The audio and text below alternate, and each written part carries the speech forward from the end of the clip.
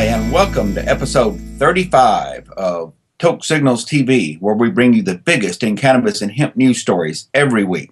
My name is Steve Elliott. I'm the editor at tokesignals.com, and I'll be guiding you through the news. First of all, let's look at these pretty flowers. This strain is called 13 Ghost. It's a cleverly named hybrid of G13 and Ghost, which means it has indica and sativa happening in just about equal quantities. Good all-purpose medicine right here. The farmer involved is I'm 420 Central. Some of you know his good work. The breeder is Slappy, and these flowers are definitely worth your time. Let's do the news now, shall we? We have an encouraging poll this week which shows increased support for making marijuana legal in the United States. A majority of Americans think marijuana should be legal for adults and that it's less harmful than alcohol for the user and for society. Nationwide legalization is increasingly seen as inevitable. This poll was released Wednesday by the Pew Research Center, and it showed that for the second year in a row, a majority of Americans, 54%, support making marijuana legal. This represents a 2% increase in support from 2013. Only 42% now support keeping marijuana illegal. 3/4 of those polled think that the sale and use of marijuana will eventually be legal nationwide. The poll also revealed that 69% of respondents see alcohol as more harmful to the individual than marijuana, and 63% think alcohol is more dangerous to society. Pew's nationwide survey of 1,821 adults was conducted February 14th through the 23rd. Voters in Alaska will decide on a ballot initiative in the August primary that would tax and regulate marijuana similarly to alcohol. 18 states in the District of Columbia are currently considering bills to do the same. It's good to know that despite the DEA's best efforts, the American people are getting scientifically accurate information about marijuana, and the fact that it is objectively less harmful than alcohol to both individual health and society at large, said Dan Riffle, Director of Federal Policies for the Marijuana Policy Project. The increase in support since last year's poll shows that more and more Americans understand that it's simply bad public policy to steer adults toward alcohol by punishing those who prefer marijuana as a less harmful alternative. Now that 3/4 of Americans understand taxing and regulating marijuana is inevitable, the writing is on the wall, according to Riffle. Congress needs to read it and move forward with legislation allowing states to choose more effective policies without federal interference. And in the United States, doctors are on board as well when it comes to cannabis. A new poll this week showed that 2/3 of doctors polled favor the use of medical marijuana. More than 2 out of every 3 physicians in the United States, 67% to be exact, say that medical marijuana should be an option for patients, according to the results of this new poll from WebMD and Medscape. WebMD released results on Thursday when they released Marijuana on Main Street, a special report looking at the debate over medicinal cannabis. The site surveyed nearly 3,000 consumers, and Medscape surveyed more than 1,500 doctors about their opinions on legalization, cannabis as a treatment option, and the perceived risks and benefits of its use. Despite more than 20 years of anecdotal evidence about the medicinal effects of marijuana, doctors and consumers remain in search of answers, according to Dr. Michael Smith. He's chief medical editor there at WebMD. The findings of our consumer physician survey indicate the medical community's support for the use of marijuana as a treatment option, particularly among clinical specialists that have pioneered research, Dr. Smith said. Yet these survey data suggest additional studies will inform decision makers' confidence in where medical marijuana can help and where it might not, he added. Peer-reviewed data on marijuana's health benefits remains limited because of government policies. The survey found that overall 56% of respondents are in favor of national medical marijuana legalization. Marijuana can help with certain medical treatments and conditions, according to 69% of physicians who responded. The results show that acceptance of cannabis varies among medical specialties. The report found, as I said, 67% of all the physicians said marijuana should be an option medically. 50% of doctors practicing in states where medical marijuana is illegal say it should be legalized, half of them. 52% of doctors practicing in states considering new medical marijuana laws say it should be legalized. And a whopping 82% of oncologists and hematologists believe marijuana can deliver real health benefits that can help patients and should be a medical option.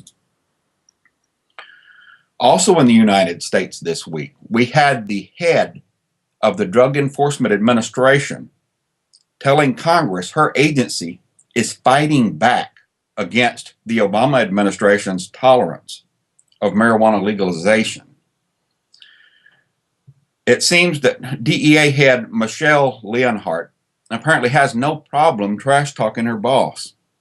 The administrator of the DEA repeatedly criticized the Obama administration at a Wednesday hearing on the DEA's budget for the upcoming fiscal year. In a memo released in July of last year, the Department of Justice announced that it would not interfere with the effective implementation of laws regulating the cultivation and sale of marijuana for adults in Colorado and Washington, the two states where voters decided to legalize back in November 2012. When asked by Congressman Frank Wolf, a Republican from Virginia, during a Commerce, Justice, Science, and Related Agencies subcommittee hearing, whether the Obama administration's tolerant views towards legal marijuana had affected morale at the DEA, which is a branch of the Department of Justice, Leonhardt replied, "Our agents are fighting back against those messages. It makes us fight harder." Now, the DEA administrator had earlier criticized the Department of Justice for a perceived delay in issuing a response to Washington and Colorado's new laws, claiming there was a lot of confusion in those 296 days. Leonhardt also falsely claimed that public opinion in Colorado is turning against the initiative which made marijuana legal.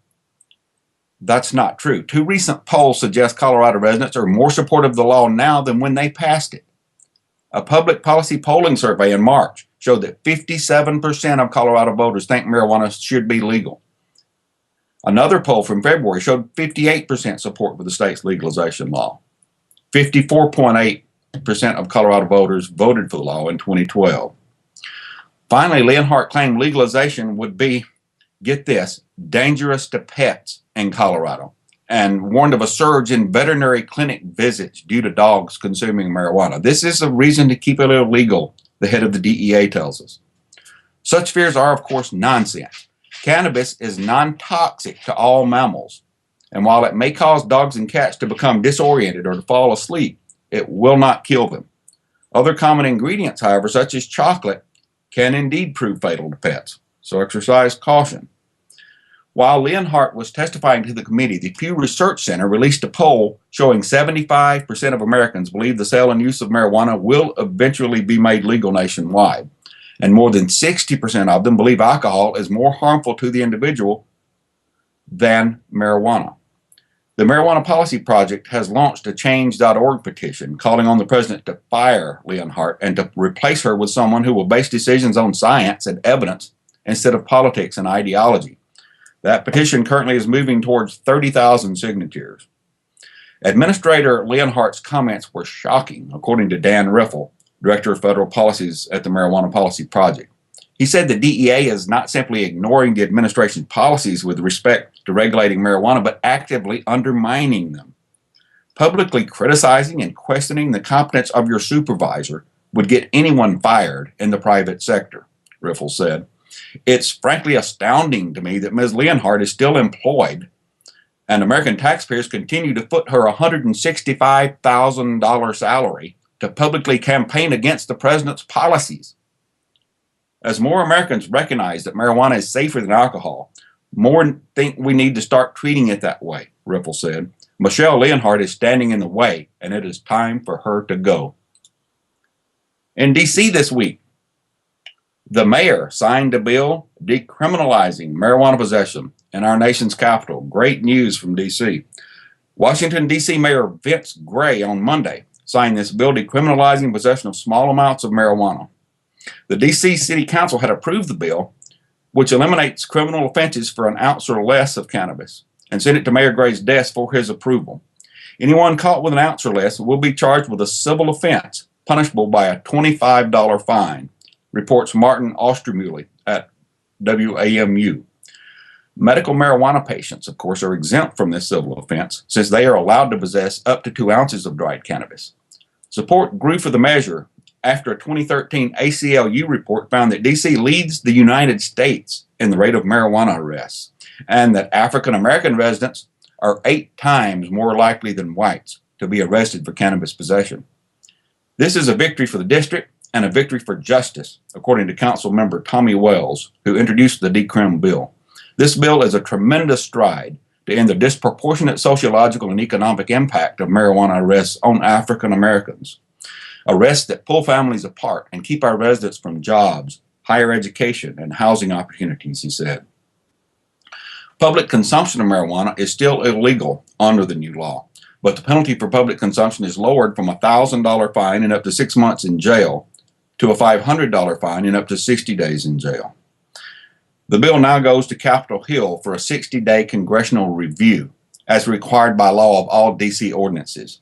Congress rarely blocks D.C. laws, but it did so in 1998 when it stopped the implementation of a medical marijuana law which had been approved by voters. Under the Obama administration, D.C.'s medical marijuana law was finally implemented, more than a decade after it had passed. A group of D.C. residents is trying to qualify a ballot initiative that would fully legalize possession of up to 2 ounces of cannabis and up to 3 mature plants.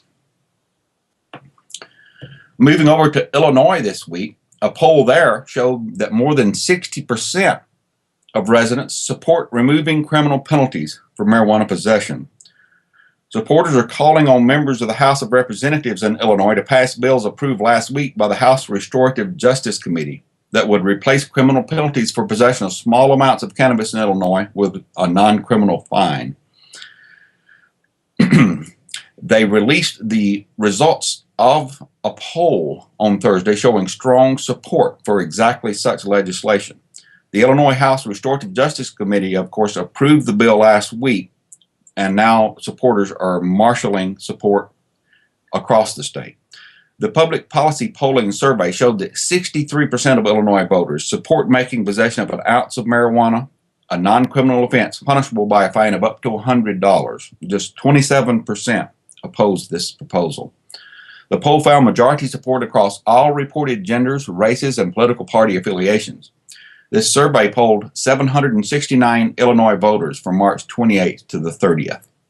House Bill 5708, introduced by Representative Kelly Cassidy, a Democrat from Chicago, would eliminate all criminal penalties and the possibility of a criminal record for possession of up to 30 grams of marijuana.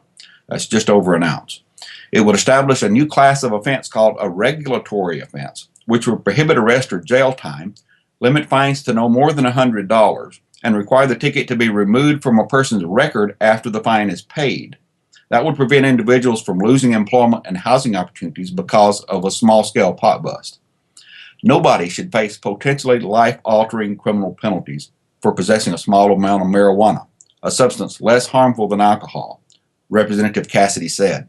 These devastating penalties are irrational and unjust. Our law enforcement officials' time and resources would be better spent addressing serious crimes instead of marijuana possession cases.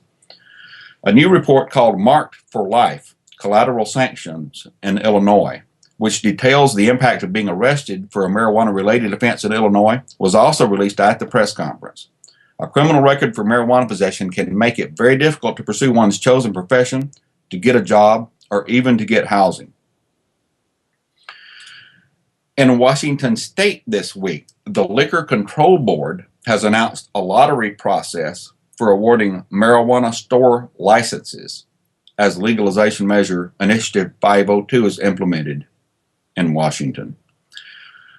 The Washington State Liquor Control Board on Wednesday approved recommendation from their staff for a lottery that will select the apparent successful applicants for marijuana retail licenses.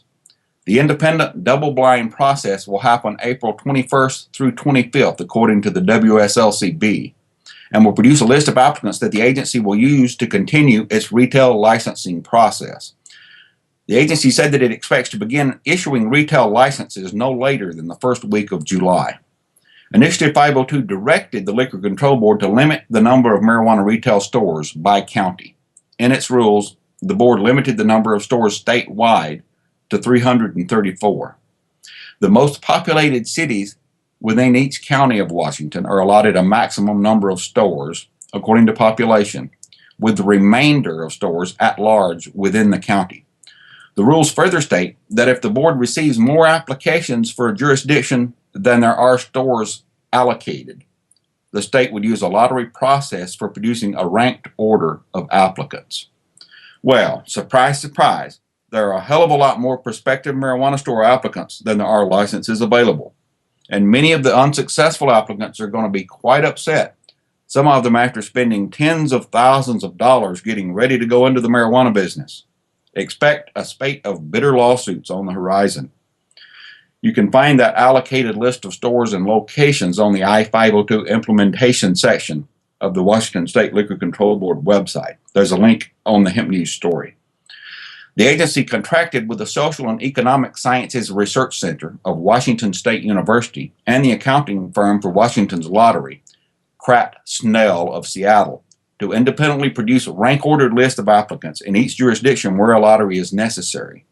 Being identified as the apparent successful applicant is not a guarantee that the selected applicant will get a license, according to the board. There are multiple requirements for licensure, such as the applicant must pass a criminal history and financial investigation, which, by the way, the FBI has refused to perform, as well as have a location that is not within 1,000 feet of a school, park, or other area specified by the convoluted language of I-502 as places where children congregate. The board began pre-qualifying applicants for the lottery the weekend of February 21st. Applicants had 30 days to return the basic documents necessary to be eligible for the lottery, including verification of their personal criminal history, their age being 21 or above, that they are Washington State residents, that their business was formed in Washington State, and that they have a location address with a right to real property. A letter of intent to lease was acceptable to be eligible for the lottery. The board's licensing staff is currently looking at pre-qualifying packets. Initial estimates of returned packets show that despite repeated notices and reminders to applicants, roughly 25% did not return the required documents at all, the board says in a press release. You can almost hear the irritated sigh of, must we deal with these stoners? Of the returned packets, anywhere between 20 to 50% are incomplete, thus disqualifying them from the retail lottery, according to the board. The WSLCB is expected to post the ordered list of applicants for each jurisdiction in the public records section of the agency website on May the 2nd. In New Jersey this week, a surprising development, prosecutors endorsed a marijuana legalization bill introduced in the legislature. That just doesn't happen. Prosecutors are against marijuana legalization. So this is some real progress we're looking at here, folks. State Senator Nicholas Scutari, a Democrat from Linden, New Jersey, has introduced a bill that would legalize marijuana in New Jersey, creating a taxed and regulated system of distribution like the one in Colorado. That's not a big surprise because we already know that Nicholas Scutari is a progressive. We know that he favors the legalization of marijuana. Here's the shocker, though. The bill was endorsed by the New Jersey State Municipal Prosecutors Association, the president of which called it silly to keep spending money on marijuana cases. The 7-2 vote by the Prosecutors Association's Board of Trustees produced such high emotions that some prosecutors quit the association upon learning the results. This is something a lot of prosecutors have been thinking but never talked about, Barr said. I spent hours and hours litigating the issue of suppression motions because usually the police will retrieve marijuana without a search warrant, and at the end of the day, it is all over a joint. It has just collectively brought me and so many prosecutors to the point where this is silly. We're spending too much time and getting not enough results when it comes to prosecuting small amounts of marijuana, Barr said. About 22,000 people are arrested every year in New Jersey for possession of marijuana. These are generally law-abiding people, according to Barr. They're not criminals. Senator Scutari last week introduced the bill, Senate Bill 1896, and Assemblywoman Linda Stender, a Democrat from Scotch Plains, said she would introduce matching legislation in the New Jersey Assembly. It will bring marijuana out of the underground market where it can be controlled, regulated, and taxed, just as alcohol has been for decades, according to Scutari. The Prosecutors Association's endorsement brought praise from Law Enforcement Against Prohibition, LEAP, an international group of current and former cops, corrections officers, and judges who work for marijuana legalization. Things are changing, and I think it's wonderful, said Jack Cole, co-founder of LEAP. Finally, prosecutors are making sense. Think of how this is going to alleviate their job and free up their time. Usually, Cole said, law enforcement groups oppose cannabis legalization. This is the first endorsement I have ever heard, he said. Senator Scutari said he didn't ask for the prosecutor's endorsement for his bill, but he's pleased to get it. As the primary prosecutors of these offenders, we have come to the realization that this is a humongous waste of public resources, Scutari said. Scutari said that the war on marijuana is a failure. He said changing the law would clean up neighborhood street corners. We're not delusional about how simple the effort would be, he said, but I think from a standpoint of moving this state and country forward on its archaic drug laws, I think it's a step in the right direction. His bill would legalize possession of up to 1 ounce of marijuana and up to 6 plants by adults 21 and older, but public use of pot would remain prohibited. The Division of Alcoholic Beverage Control would be expanded to regulate the new industry. The money from a 7% tax on marijuana would go to fund transportation, 70% of it, drug enforcement, 20%, and women's health, the other 10%. Governor Chris Christie, who has already been an obstacle to effective implementation of the state's medical marijuana law, promised to veto the legalization bill, even if it passes. Clueless Christie claimed cannabis culminates in the use of harder drugs. Before we go this week, let me point you at a must-read story by Mr. Ron Marksick, who, of course, is a former health teacher, a former NYPD cop, who is also a registered nurse. His Worth Repeating, The Cannabis Enlightenment, 2014, tells us about the worldwide historic rebirth of cannabis and cannabinoids, which is underway. The future is now, according to Ron. We stand in front of a treasure. This intolerable situation of cannabis prohibition is over, he tells us. No more deception, no more prisoners, no more restricted medical access, no more shame, no more cannabis control by the elite. Cannabis is the people's medicine. It's our culture, and we will be respected at the polls. Keep that in mind, and I will see you next week. Until then, why not stay listening?